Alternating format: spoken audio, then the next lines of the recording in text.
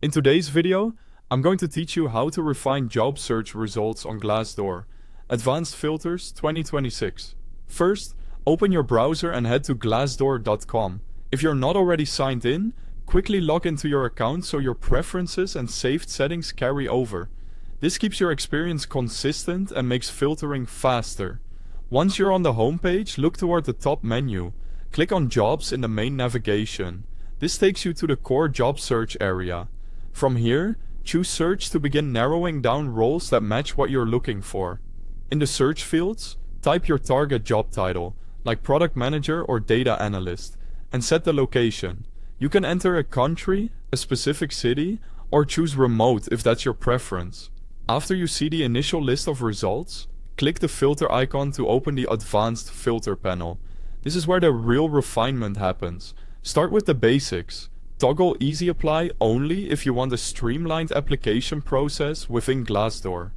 Turn on Remote only if you're focusing exclusively on work-from-home opportunities.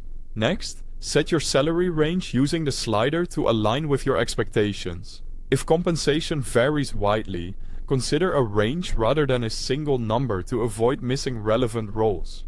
Use company rating to filter out employers with consistently low reviews. Picking a threshold here helps you focus on well-reviewed workplaces.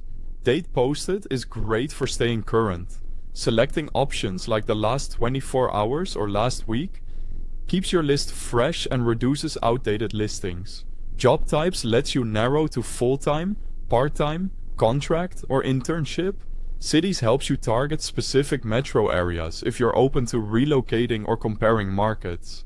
Industries is useful when your experience or interests are tied to a particular sector. Job functions allow you to filter by disciplines such as marketing, engineering, or operations.